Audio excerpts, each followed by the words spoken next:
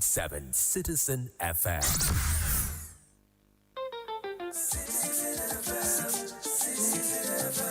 Is my problem and my joy to build a nation of our dream. Joy is your joy. The Renewed Hope Agenda for Nigeria is the brainchild of President Asiwaju Bola Ahmed Tinubu's administration.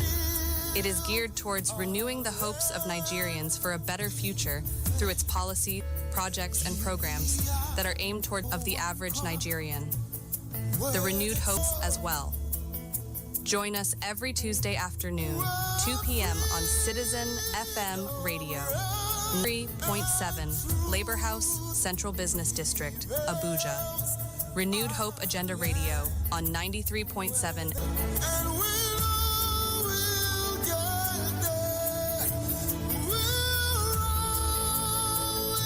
We are Nigeria Security and Civil Defense Corps, NSCDC. We are Nigeria Security and Civil Defense Corps, NSCD. To put to work efficiency, humility, integrity in service delivery. With fresh zeal, bringing credibility into concept of security. We are Nigeria Security and Civil Defense Corps, NS. Don't worry, Retrospect is here to make up for the missed information.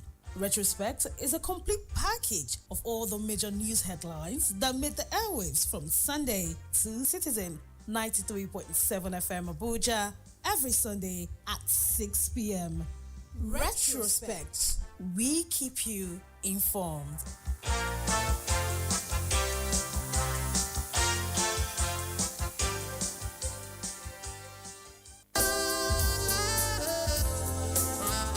The issues. Everybody respected that because it was coming from the press. Pause. If we cannot trust you, you must have national spread. So where is it? Why are you so concerned about that? He said money was. I never. No. Opportunity. Tomorrow Insight returns with another interesting Insight with Lawrence Umweti on Citizen 93.7 FM Abuja. Be part of the experience.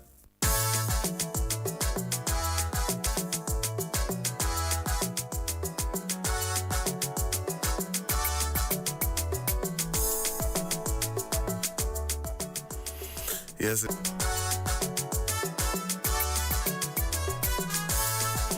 As usual, we will be taking a trip around the pages of the papers across the country.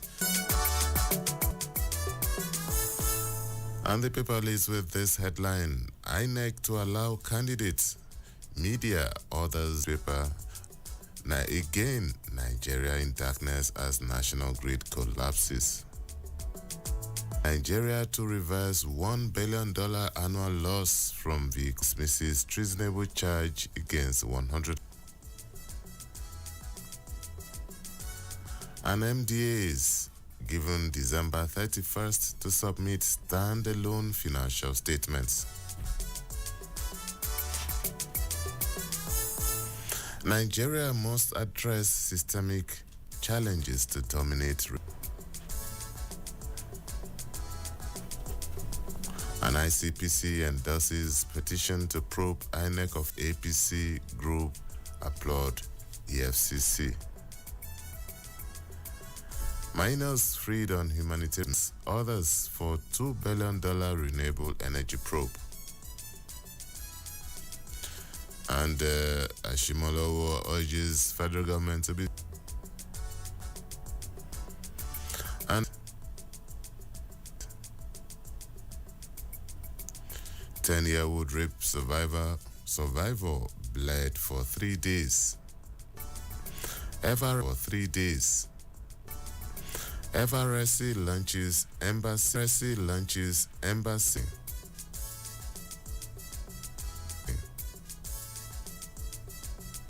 $300 billion lost from Khan meets Governor Aiyedatiwa. Declares 3-day prayers.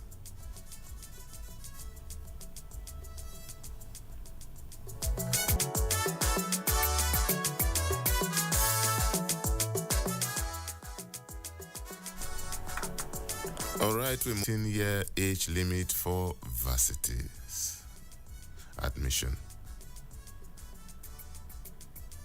Anti-corruption lawyers platform seek more powers for EFCC. And the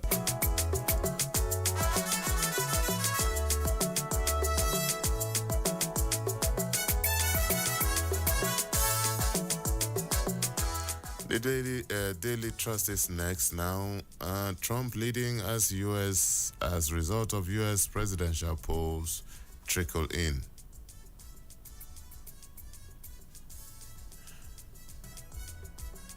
We won't support competition, but won't allow continued port Dangote refinery.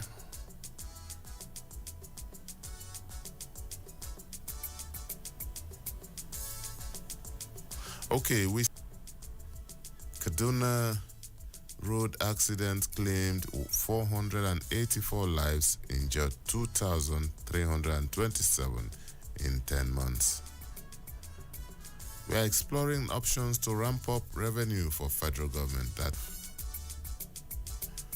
cracks widen in Kano NNPP as party chieftains questions Kwankwaso's leadership. The leadership newspaper is next now. U.S. election, Trump versus Harris, state by state, live results. And civil servants stranded as FG struggles to. Paper is next now, and leads with the story: protesters storm National Assembly over hardship. Deregulation not licensed to blend off spec products. Dangote tells Pinnacle Oil. Kitty lawmakers over 250 million Canada trip. He suffers setback with fourth collapse in 24 days.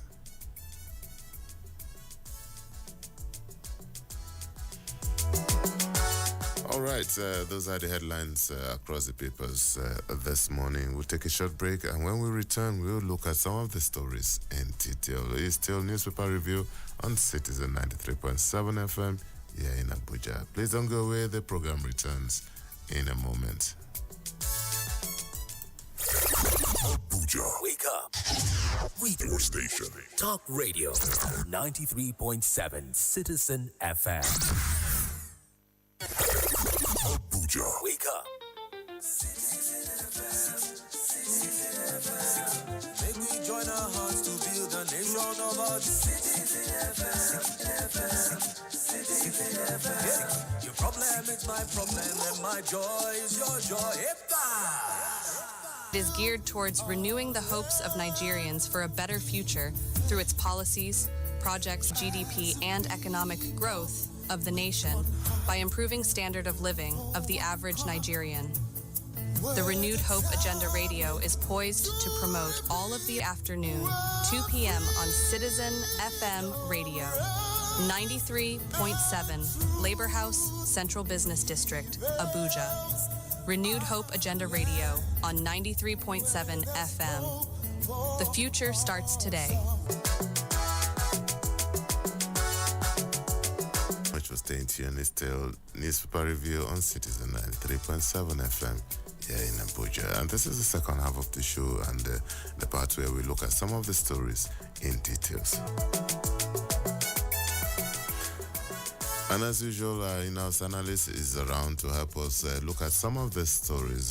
Good morning, Mr. Salman Salame. Very good morning to you, Lawrence Omoeti, and our super citizen listeners. Very good morning. All right, Mr. Salame is the Chief Operating Officer, Citizen 93.7 FM, Abuja. And we start off with the Punch newspaper. But before then, the phone lines are open. You can join the conversation. You can call us on 0903 22205 or 0818 222206. Any of the three numbers you can also send. List story here: nationwide blackout as grid suffers. Does not augur well. Does not augur well for our economy. It does not augur well for us as a nation. And we all know that almost everything we do and we use depends on power. This is sad. This is really a sad one, and we call on Mr. President to take a decisive look on this. All right, we move on to the Guardian newspaper, and this story is in virtually all the papers too. Minors freed on humanitarian conditions, says FG, as NAPS offers scholarships. And President Bola Tinubu's administration appears to have hastened the release of the minors. Justice Egwatu of the Federal High Court in Abuja dismissed the treason charge against those filed. The prosecution initially requested the court to overlook the absence of the minors. The defendants, while speaking in Abuja, trying to skip to the relevance part here. Okay. Just this morning before the program commenced, I was in court in Abuja. This is quoting Femi Falana, senior advocate of Nigeria, where minors were brought to court. The government, Femi Falana, he insisted that releasing the minors was insufficient. As I told the court, it is not enough to terminate the trial. These young people who should have been in school during the protest must be rehabilitated by the government. He warned that the government failed to fulfill its responsibility. However, yes, this is what I was looking for. Vice President Kashim Shettima clarified yesterday that President Tinubu directed the release of the minors after humanitarian considerations. He also revealed that the nation lost over 300 billion naira due to the destruction and halting of economic activities orchestrated by the protesters. Shettima received the minors shortly after the Attorney General and Minister of Justice dropped the charges. Mr. Solomon. Well, we dealt on this yesterday, and we are still doing it today, or we will do it today. Why is it that the sentiment is on their age, minors? Yes, being a minor, is it an excuse? Is it a right for them to engage in violent protest? Yes, being a minor means, in the eyes of the law, you are not up to the age that they can hold you responsible for your act. But that does not in itself mean that you should, being a minor, join violent protest, help in looting shops, and if possible, in making life unbearable for people. All in the name of being a minor. Is that how to be a minor? And that this goes to even the parents too. The parenting style. What manner of children are we bringing up?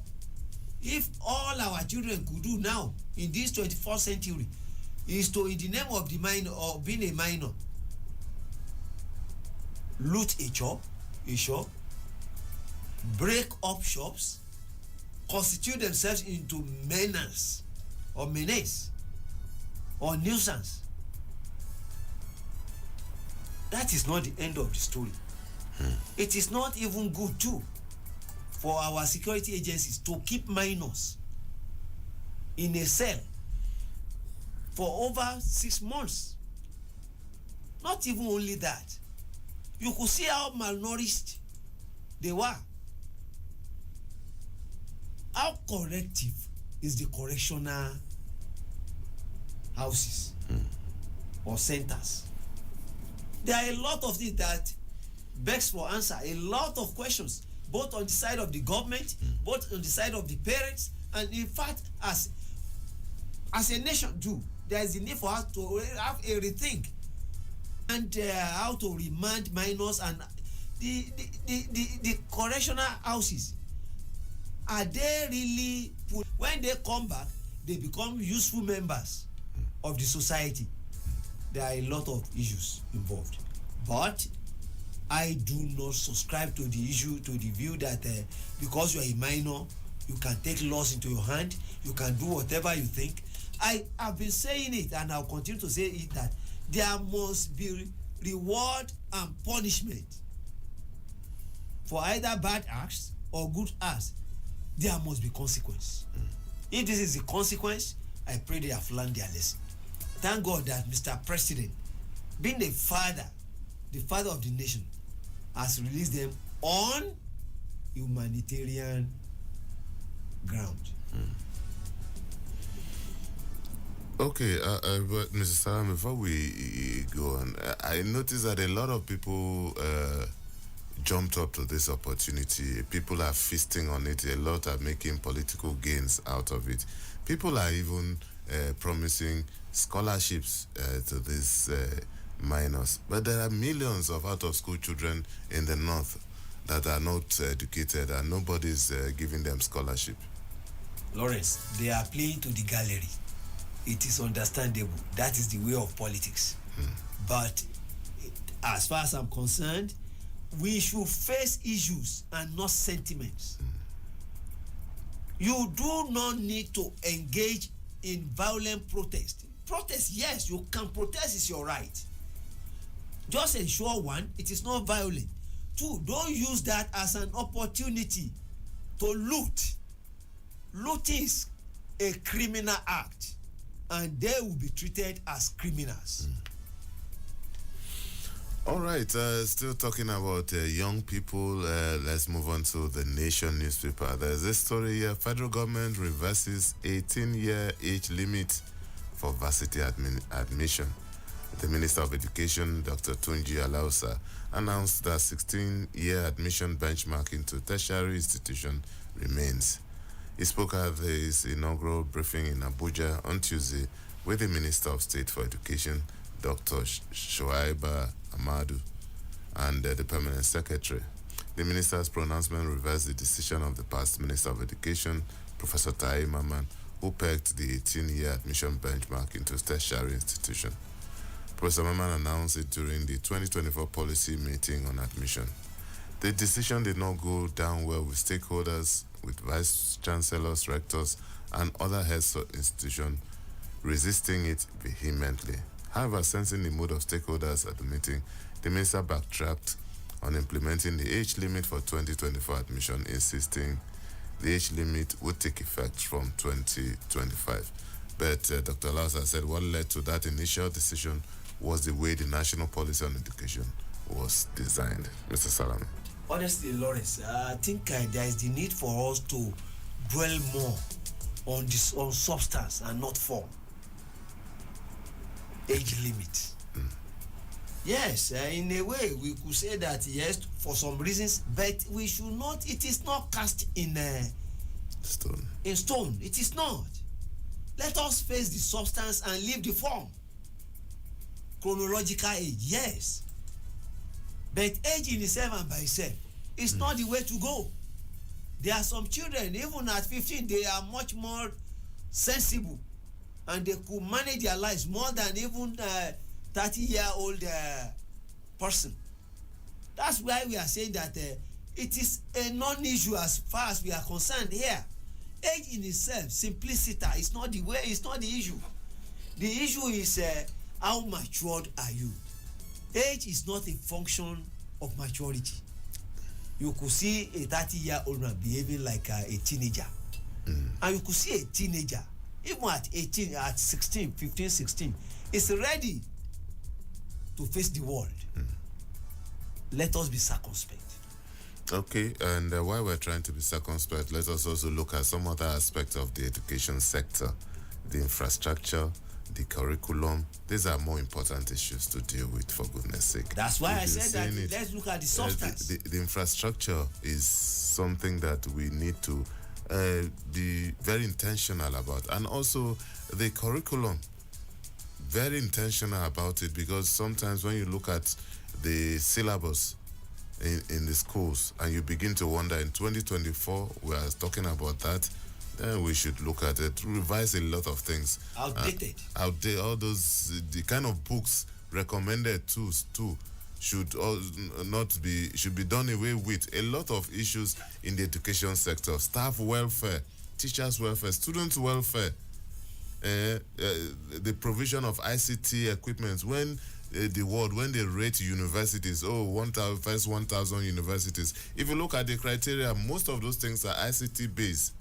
And if you are not into that, then there's no way, no matter how you are good in terms of blackboard and chalk in the classroom, you are not going to be rated as any serious university in the world. So we need to look at this and pay less attention to age. You see videos of Chinese children, 12 years, 13 years in the computer labs, already assembling computers. And we are here saying that a child of 16 is too young to attend the institution of higher learning. We are still behind. We are still living behind. Out of our 1,000 universities, did any of our universities, make it? The one that did make, it was after 800, and it was not a federal university. It was not even a government university. Covenant University. So, if I may answer. So those things, and if you look, because I took time to look at the criteria and how did they rate these universities? So you know that if you don't have a foundation in ICT, you don't even start. You don't stand a chance at all, no matter other things. So we need to take a second look at our institutions and not bother ourselves with things that really shouldn't be of importance for us as a nation. All right, let's move on to the Punch newspaper. This story, Ondo State story, the governorship election is coming up soon, and we have this CAN meets Governor Aiyedatiwa declares 3-day prayers. A few days before the governorship election in Ondo State, the governor and the candidate of the APC promised to rule with the fear of God if elected. Spoke during meeting with Christian leaders in Ondo State at the St. David's Church. Okay, this was contained in a statement. He said, I'm one of you. They're always saying this before election. I'm one of you, and a born-again Christian, and understand the spiritual responsibility as we approach this period and everything. In response, Chairman of CAN said the usual things. Mr. Salami, you see, why do we always have these kinds of interactions and meetings few days before election? And after election, to your tent, O Israel. We have no inheritance in the son of Jesse. Well, you see, the role of the church in politics and what do we make of our faith? To me, I am always circumspect, especially when I'm dealing with somebody and he tells me that I'm a man of God. I now know that is a red flag.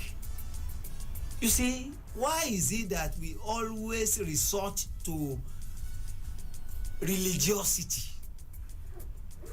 just because we are now looking for votes or canvassing for votes? Is that the way to go? Are we that religious? Do we really love God? Or it is a vote catching gimmick, after which as you rightly put it, to your tent, O Israel. And why do religious leaders make themselves available too to politicians? Yes, you cannot stop a politician from coming to church to worship. You cannot. No, you cannot. But then you should draw the line. We should learn to draw the line. Being a governor, we are not voting for a pastor or a man. We are voting for a leader who knows what to do, as vision. A leader who can change life. A leader to whom we can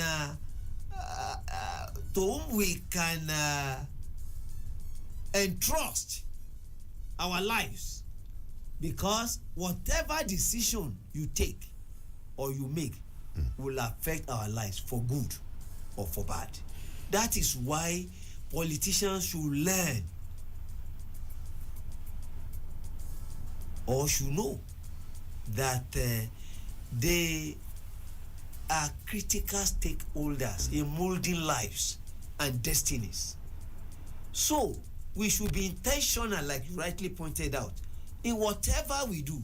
And I do not think that resort to religiosity or fanning the embers of disunity. Because what does that mean?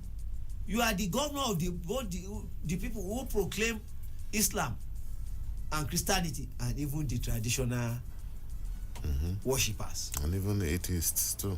You are the governor of everybody. So, singling out a religious sect. And apart from that, Mr. Salami, the religious bodies, there's nothing stopping religious organizations from setting up a platform and inviting candidates and say, okay, come and talk to us. What do you have for the state? What are those things that you want to do that will convince us to say, okay, members, vote for him? Speak to us. Let us know your programs. And these are issue-based and not really resorting to sentiment and the other. And it cuts across everywhere. You see them where you have some kind of advantage, you fall to it. And everybody, sometimes you see people who you think are, these are very dispassionate thinking people, educated people. But when it comes to the issue of religion, tribe, and all these sentiments, they fall victims. I think campaign should be issue-based. It should be issue-driven. Religion is not... the religion that a candidate professes is not an issue as far as I'm concerned. It's of little importance. Yes, I agree that you must be God-fearing. You don't need to be religious to be God-fearing. You can be God-fearing without being religious. And you may be religious and yet not God-fearing. So, I still think that it's neither here nor there. We should insist on substance and not form.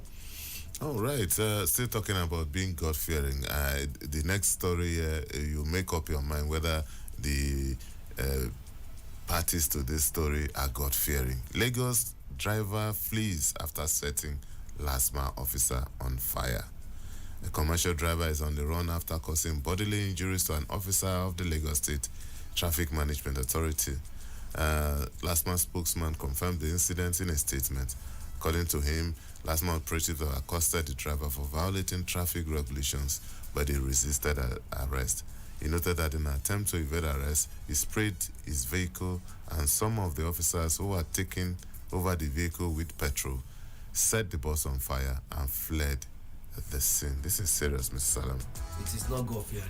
They are not God-fearing, if I may answer your question. And you don't even need any religion to know that you should not set human beings ablaze. Not even property, let alone snuffing life out of human being by setting the human being ablaze. It is not God-fearing. No, it is not. It is not. And I keep on saying it. In this 21st century, is this the way to go? You don't settle disputes this way.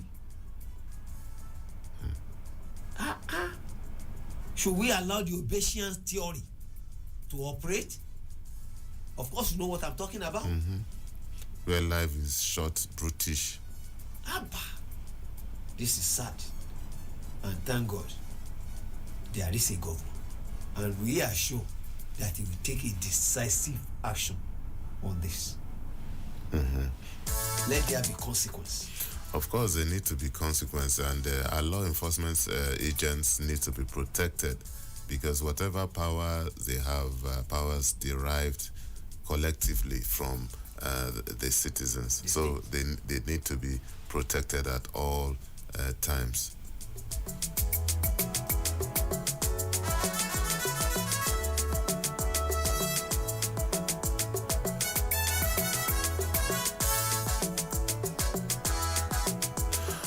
All right, before we continue, let's take a trip to the United States and see what is happening there. The Punch says, eyes on swing states as Trump, Harris battle for U.S. presidency. Eyes on the swing states as millions of Americans across the United States cast their ballot in a race between Donald Trump and Kamala Harris to become the next president. The battleground states of Arizona, Georgia, Michigan, Nevada, North Carolina, Pennsylvania, and Wisconsin are expected to be pivotal to the path to victory. Trump said he was confident as he cast his ballot in Florida, while Harris, who set her ballot by mail, urged people to get out and vote. Salami. It was D-Day yesterday because the first Tuesday of every November is the election day an election year. Election year in America.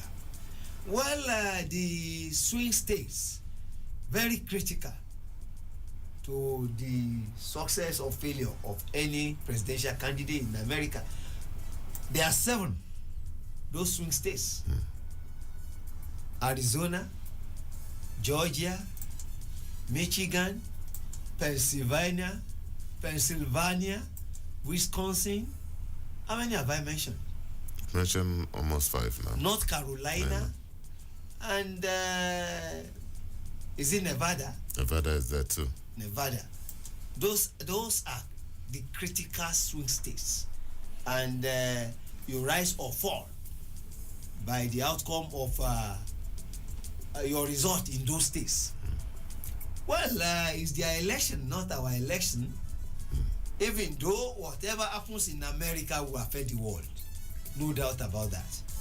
Let's keep our fingers crossed and see how the cat jumps. Exactly. All right. Still, since we are talking about election, okay, we finished there. Let's come back home and still talk about election too. INEC to allow candidates, media, others inspect Ondo election materials. The Independent National Electoral Commission has stated that before the commencement of the November 16th governorship election in Ondo State, political parties, media, observers, and security agencies will inspect sensitive materials before distribution. Disclosing this while on a visit to the council offices of the electoral body in the state, the INEC chairman reiterated the readiness of the commission ahead of the polls. According to him, the sensitive materials for the polls would arrive in the state next week on Tuesday, adding that the inspection of the materials by major stakeholders will commence on Wednesday before it will be moved to local councils on Thursday. It's a critical election. Critical in the sense that even though it's what we call off-season election, critical in the sense that Nigerians will have the opportunity to assess the state of preparedness of the electoral umpire. And we have been saying that there is a need for incremental success or improvement in the management of electoral process. Yes, by now we should have gotten it right. We started in 1999, and this is the year of our Lord 2024. If we're a child born in 1999 by now has come of age to some extent, and our electoral process should have come of age, let us see what INEC makes of this one, and we pray and believe that it will be a success. All right, we hope so. Let's move on to Daily Trust. Nutrition challenges, Nigeria committed to grassroots solutions. That's according to Vice President Kashim Shettima, as he reaffirmed Nigeria's commitment to addressing its nutrition challenges through a community-driven strategy aimed at transforming nutrition outcomes across the 774 local government areas of the country. Speaking during a meeting with a high-level delegation from the World Bank Group at the Presidential Villa, Vice President Shettima presented the N774 initiative, which builds on successful outcomes from the accelerating nutrition results in Nigeria. The Vice President, while acknowledging the support of the World Bank, noted that the N774 initiative comes at a critical time considering the project in the land. Salam. Well, Lawrence, I've been saying it that food is vital. Food or feeding is very important.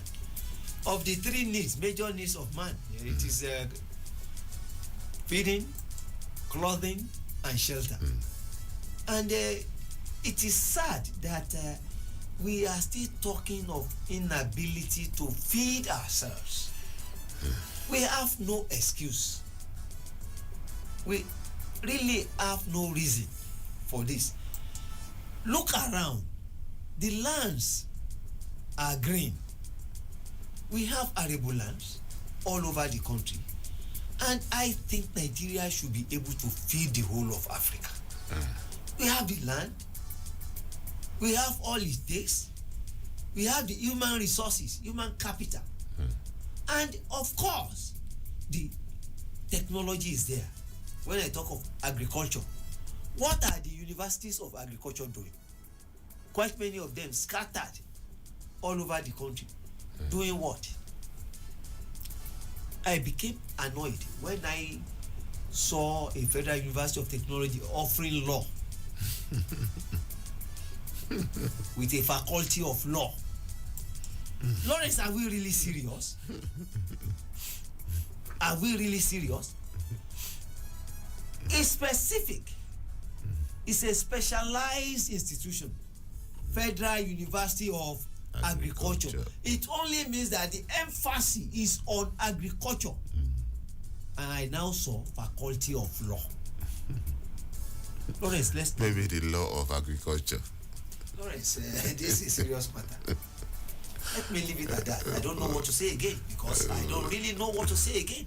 Federal University of Agriculture offering law. Come on. All right, it's still newspaper review on Citizen 93.7, and we're beginning to wrap up the show. The Guardian has a story. That's the FRSC launches Ember campaign, safety campaign, and it urges passengers to protest reckless driving. The FRSC River State Sector Command has initiated its Embers Month safety campaign, urging passengers to challenge dangerous driving actively. He highlighted that passengers are entitled to a safe journey and should speak up against reckless driving, stressing passengers must remain vigilant without distracting the driver, ensuring a safe trip at all times. The campaign aims to reduce road traffic accidents during the busy Ember months. Mr. Salame. Yes, it's the right way to go, but not only Ember months alone. Security, vigilance, good conduct, intelligent driving should be done every day, not necessarily during the Ember. Traffic, the volume of vehicles that will be on our roads. So that's why the road safety will now have to pay special attention. It's not as if they are absent from January to August, but from that October, the roads are normally crazy. They are. But security is an everyday thing. It's not a sometime or Ember thing. But I am imploring our people to know that life has no spare part. Let us be mindful of our conduct on the road and spare a thought for the other man, other road users, so to put it. All right, and let's move on to the Punch again. Reps to probe ministers over $2 billion energy fund. The Ministers of Agriculture and Food Security, his Science, Technology and Innovation counterpart, and Budget and Economic Planning counterpart are some of the high-profile government functionaries expected to appear before the House of Representatives Committee on Renewable Energy. The committee, Development of Renewable Energy Sources in Nigeria from 2015 till date. The committee, Mr. Salam. Lawrence, I don't really know exactly what is going on. $2 billion for renewable energy since 2015. Are we really serious? Are we? Even the energy that is not renewable, we don't let the House of Representatives, the committee, do their work, their oversight function, and help Nigerians to hold this our public office holders to account. There's a need for transparency in whatever we do, and government should be people-centered. We've been suffering in the land. We need not have any business with suffering. God has blessed this country. God has done all his ourselves.